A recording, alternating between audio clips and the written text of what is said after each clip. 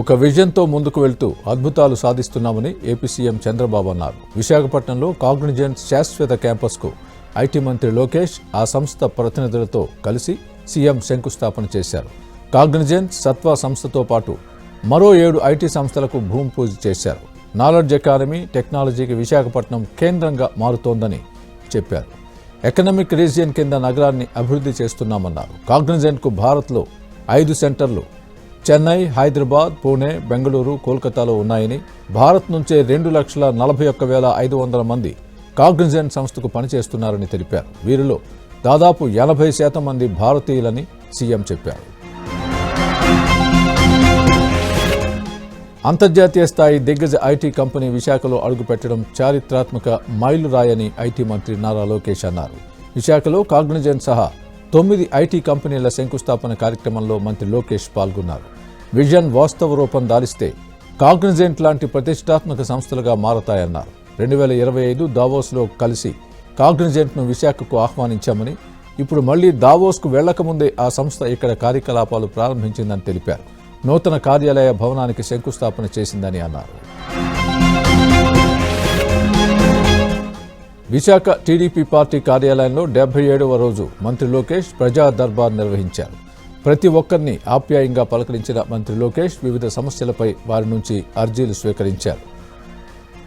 Steel plant టౌన్షిప్లో గత 40 ఏళ్లుగా నిర్వహిస్తున్న విశాఖ స్టీల్ ప్లాంట్ను ఏకపక్షంగా మూసేయడం వల్ల ఇబ్బందులు ఎదుర్కొంటున్నామని, తమ సమస్యల్ని పరిష్కరించి న్యాయం చేయాలని విశాఖ విమల విద్యాలయం schools teaching and non teaching staffs welfare association ఆధ్వర్యంలో సిబ్బంది మంత్రి లోకేష్కు విజ్ఞప్తి చేశారు. ఆయా వినతుల్ని పరిశీలించి పరిష్కారానికి కృషి చేస్తామని మంత్రి హామీ ఇచ్చారు. 2026 కల్లా వెలుగొండ ప్రాజెక్టు పనుల్ని పూర్తి చేస్తామని మంత్రి నిమ్మల రామానాయుడు చెప్పారు. వెలుగొండ నిర్మాణాన్ని ప్రారంభించింది సీఎం చంద్రబాబునని, పూర్తి చేసేది కూడా ఆయనని తెలిపారు. ప్రకాశం జిల్లాలో నిర్మాణంలో ఉన్న వెలుగొండ ప్రాజెక్టు టన్నెల్లో 18 కిలోమీటర్ల లోపలికి వెళ్లిన నిమ్మల పనులు జరుగుతున్న తీరును పరిశీలించారు. వైసీపీ హయాంలో వెలుగొండ ప్రాజెక్టు పనులు పూర్తి కాకుండానే జగన్ జాతికి అంకితం చేశారని ఆగ్రహం వ్యక్తం చేశారు. వెలుగొండ నుంచి నీళ్లు విడుదల చేయాలనే ఉద్దేశంతో పనుల్లో వేగం పెంచామని మంత్రి నిమ్మల రామానాయుడు తెలిపారు. AP deputy CM Pawan Kalyan Delhi హైకోర్టును ఆశ్రయించారు. సోషల్ మీడియా వేదికగా తన వ్యక్తిత్వాన్ని, హక్కుల్ని ఉల్లంఘించేలా వ్యవహరిస్తున్నారని పవన్ పిటిషన్ వేశారు. తన వ్యక్తిగత స్వేచ్ఛకు భంగం వాటిల్లుతుందని పిటిషన్లో పేర్కొన్నారు. 2021 ఐటీ నిబంధనల ప్రకారం చర్యలు తీసుకోవాలని ఈ-కామర్స్ ప్లాట్ఫామ్లు, సోషల్ మీడియా సంస్థలకు కోర్టు ఆదేశాలు జారీ చేసింది. విచారణ డిసెంబర్ 22వ తేదీకి హైకోర్టు వాయిదా వేసింది. పెట్టుబడులు పెట్టేందుకు రాష్ట్రం అనుకూలంగా ఉందని, ఈ అవకాశాన్ని పెట్టుబడిదారులు అందిపుచ్చుకుని పరిశ్రమల స్థాపనకు ముందుకు రావాలని ఏపీ మంత్రి కొలుసు పార్థసారథి పిలుపునిచ్చారు. ఏపీ ఛాంబర్ ఆఫ్ కామర్స్ ఆధ్వర్యంలో స్థానిక ఎస్ఎస్ కన్వెన్షన్ హాల్లో 3 రోజుల పాటు నిర్వహించే ఏపీ ఛాంబర్స్ బిజినెస్ ఎక్స్పో 2025ను మంత్రి ప్రారంభించారు. Banking, automobiles, food processing, solar panels ఏర్పాటు, పర్యాటక, హ్యాండ్లూమ్స్, నిర్మాణ రంగానికి సంబంధించిన స్టాల్స్ను, వివిధ రంగాలకు చెందిన స్టాళ్లను మంత్రి పరిశీలించారు. 3 రోజుల పాటు అనేక అంశాలపై సెమినార్లు కూడా నిర్వహిస్తున్నట్లు ఏపీ ఛాంబర్ ఆఫ్ కామర్స్ అధ్యక్షుడు భాస్కర్ రావు తెలిపారు. 5 ఏళ్ల పాటు రాష్ట్రాన్ని జగన్ సర్వనాశనం చేశాడని మంత్రి కొల్లు రవీంద్ర తీవ్ర స్థాయిలో విమర్శించారు. కూటమి హయాంలో రాష్ట్రంలో అభివృద్ధి జరుగుతూ ఉంటే వైసీపీ నేతలు చూసి ఓర్వలేకపోతున్నారని మండిపడ్డారు. లిక్కర్ కుంభకోణంలో జోగి రమేష్ కుటుంబ సభ్యుల పాత్ర బయటపడుతోందని, అయినా జోగి రమేష్కు జగన్ క్లీన్ చిట్ ఇస్తున్నారని ఆరోపించారు. విజయనగరం, అల్లూరి, మన్యం, విశాఖపట్నం, అనకాపల్లి జిల్లా మైనింగ్ అధికారులతో మంత్రి సమీక్షా సమావేశం నిర్వహించారు. పోలవరం ప్రాజెక్టు నిర్మాణ ప్రాంతంలో కేంద్ర బృందం పర్యటిస్తోంది. కేంద్ర జలవనరుల శాఖ పరిధిలోని మట్టి పదార్థాల పరిశోధన కేంద్రం శాస్త్రవేత్తలు హరీంద్ర ప్రకాష్, ఉదయభాను, చక్రబోర్తి, సిద్ధార్థ్ ప్రాజెక్టు ప్రాంతాన్ని క్షేత్రస్థాయిలో పరిశీలించారు. డ్యాం నిర్మాణంలో వినియోగించే మట్టి, రాళ్లు, ఇతర పదార్థాలను ఈ బృందం పరిశీలించి పర్యవేక్షిస్తుంది. ప్రాజెక్టు నిర్మాణంలో ఉపయోగించే మట్టి నిల్వల నుంచి మట్టి నమూనాలను సేకరించి ఆ మట్టి లక్షణాల నిర్ధారణ కోసం పరీక్షలు నిర్వహిస్తోంది. తిరుపతిలోని దామినేడు వద్ద ఆంధ్రప్రదేశ్ క్రీడా ప్రాధికార సంస్థకు 28.37 ఎకరాలకి భూమిని కేటాయిస్తూ ప్రభుత్వం ఉత్తర్వులు జారీ చేసింది. తిరుపతిలో క్రీడాభివృద్ధికి భూమిని కేటాయించాలని గతంలో shop chairman Ravi Naidu CM Chandrababu దృష్టికి తీసుకువెళ్లారు. స్పోర్ట్స్ సిటీకి భూమిని కేటాయించిన సీఎం, డిప్యూటీ సీఎం, మంత్రి లోకేష్, ఇతర కేబినెట్ సభ్యులకు రవినాయుడు కృతజ్ఞతలు తెలిపారు. అతి త్వరలోనే తిరుపతిని స్పోర్ట్స్ కేంద్రంగా మారుస్తామని రవినాయుడు తెలిపారు. బాపట్ల జిల్లా కొల్లూరు మండలం ఎంపీడీఓ ఆఫీసులో ఎమ్మెల్యే నక్క ఆనందబాబు ప్రజా దర్బార్ నిర్వహించారు. ఈ కార్యక్రమంలో ప్రజల సమస్యల్ని ఎమ్మెల్యే అడిగి తెలుసుకున్నారు. త్వరితగతిన అయ్యే సమస్యల్ని వెంటనే పరిష్కరించాలని అధికారుల్ని ఆదేశించారు. ప్రజల సమస్యలు ఎప్పటికప్పుడు పరిష్కరించే బాధ్యత అధికారులపై ఉందని అన్నారు. ఈ విషయంలో అధికారులు నిర్లక్ష్యంగా వ్యవహరిస్తే చర్యలు తప్పు అని ఎమ్మెల్యే హెచ్చరించారు. నెల్లూరులో రాజకీయం ఆసక్తికరంగా మారింది. నిన్న జగన్ సమక్షంలో వైసీపీలో చేరిన 5 కార్పొరేటర్లు మనసు మార్చుకున్నారు. పొరపాటున వైసీపీలో చేరామని, టీడీపీలో ఉంటామంటూ సెల్ఫీ వీడియోలు విడుదల చేశారు. నేటి విద్యార్థులు చదువు నేర్చుకోవడంతో పాటు ధైర్యంగా ఉండాలని తాడిపత్రి మున్సిపల్ చైర్మన్ జేసీ ప్రభాకర్ రెడ్డి అన్నారు. ప్రపంచంలో జరిగే అంశాలను తెలుసుకోవాలన్నారు. 2 రోజుల క్రితం హాస్టల్ వార్డెన్ మందలించడంతో ఆత్మహత్యాయత్నం చేసి ఆసుపత్రిలో చికిత్స పొందుతున్న 4 విద్యార్థుల్ని ఆయన పరామర్శించారు. వారి ఆరోగ్య పరిస్థితిని అడిగి తెలుసుకున్నారు. ప్రకాశం జిల్లా ఎస్సీ/ఎస్టీ అట్రాసిటీ కేసులో కంభం మాజీ మార్కెట్ హెడ్ చైర్మన్ వైసీపీ నేత నెమలిదిన్నె చిన్నారెడ్డికి గిద్దలూరు కోర్టు 14 రోజులు రిమాండ్ విధించింది. ఫ్లెక్సీ తొలగించే విషయంలో కులం పేరుతో దూషించడంతో పాటు దాడి కూడా చేశాడని టీడీపీ రాష్ట్ర educational board director Gona Chennakesavulu పోలీసులకు ఫిర్యాదు చేశారు. విచారణ తర్వాత పోలీసులు చెన్నారెడ్డిని గిద్దలూరు కోర్టులో ప్రవేశపెట్టారు. దీంతో అతనికి కోర్టు 14 రోజుల రిమాండ్ విధించింది. సీఎం రేవంత్ రెడ్డిని ఆయన నివాసంలో ప్రముఖ ఆర్థికవేత్త, భారత ప్రభుత్వ మాజీ ప్రధాన ఆర్థిక సలహాదారు అరవింద్ సుబ్రహ్మణ్యన్ మర్యాదపూర్వకంగా కలిశారు. ములుగు జిల్లా మేడారంలో మంత్రులు పొంగులేటి శ్రీనివాసరెడ్డి, సీతక్క పర్యటించారు. సమ్మక్క సారలమ్మలను దర్శించుకున్నారు.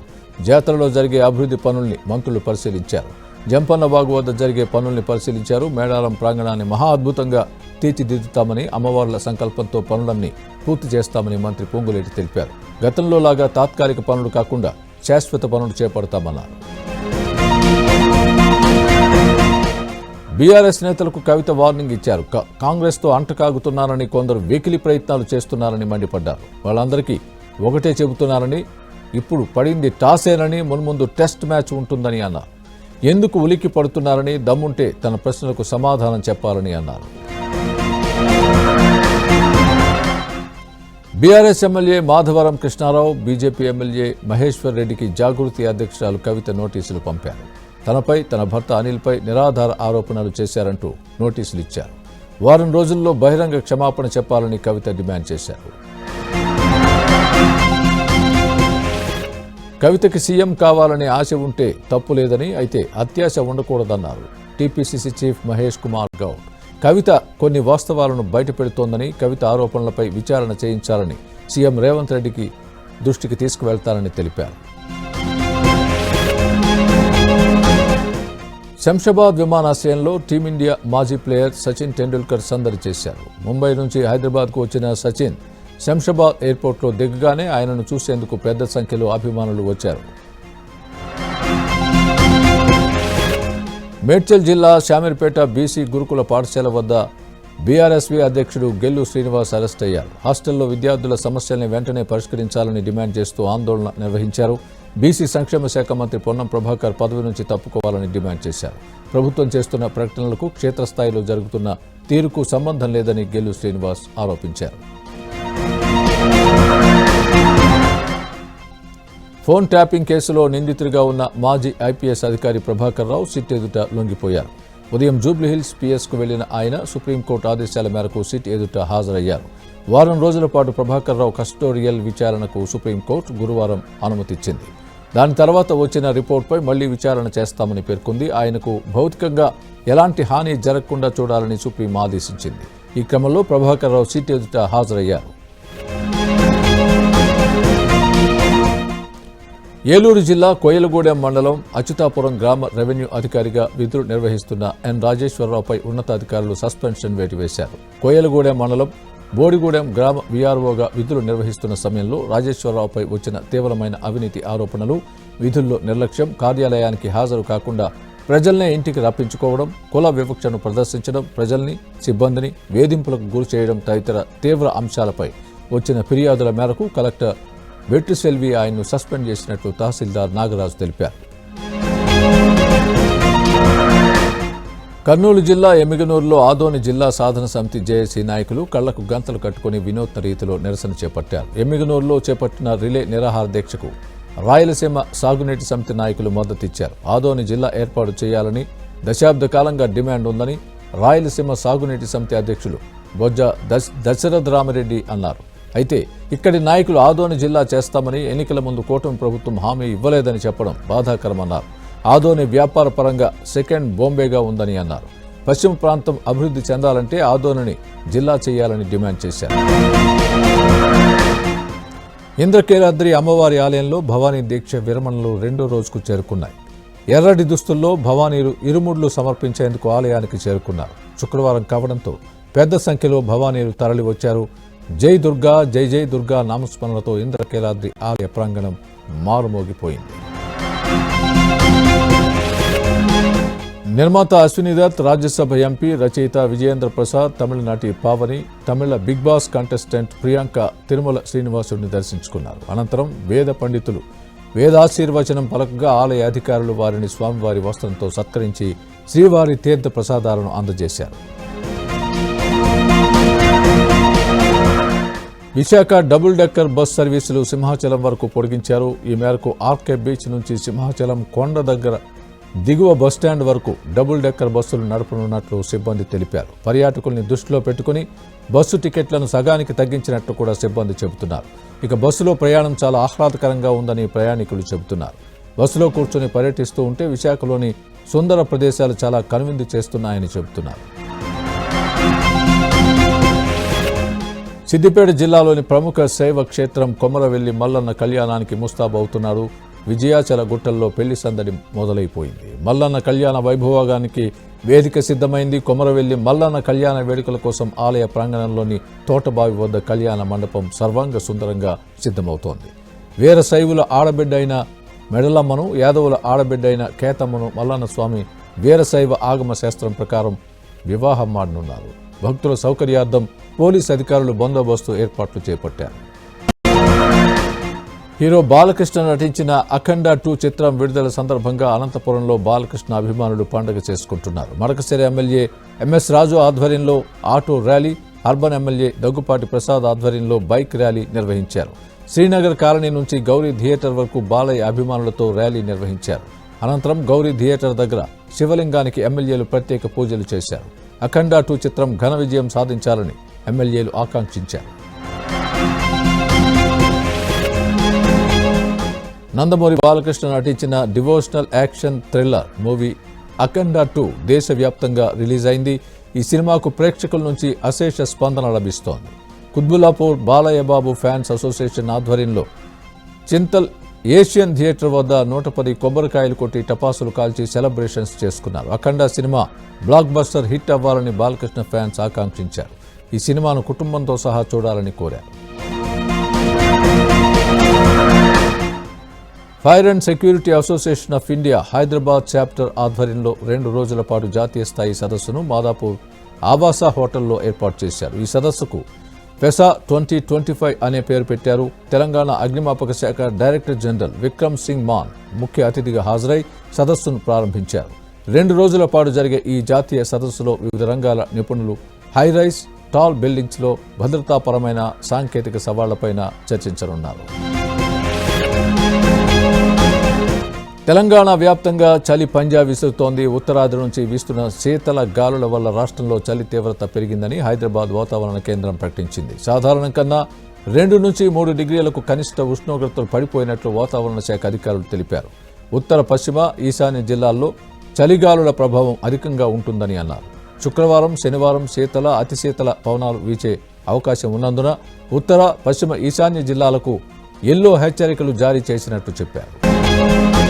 రంగారెడ్డి జిల్లా మొయినాబాద్లోని ఓ ఫామ్ హౌస్లో గుట్టు చప్పుడు కాకుండా మద్యం పార్టీ జరిగింది. అందరూ మద్యం మత్తులో ఉండగా ఆ ఫామ్ హౌస్పై రాజేంద్రనగర్ ఎస్ఓటీ పోలీసులు దాడులు చేశారు. ఎమ్మెల్సీ దువ్వాడ శ్రీనివాస్ భార్య మాధురి బర్త్డే వేడుకల్ని నిబంధనలు పాటించకుండా వైసీపీ నేతలతో కలిసి నిర్వహిస్తున్నట్లు గుర్తించారు. ఎస్ఓటీ పోలీసుల దాడుల్లో మద్యం బాటిల్ స్వాధీనం చేసుకుని దువ్వాడ శ్రీనివాస్, మాధురి సహా పలువురిని అదుపులోకి తీసుకున్నారు.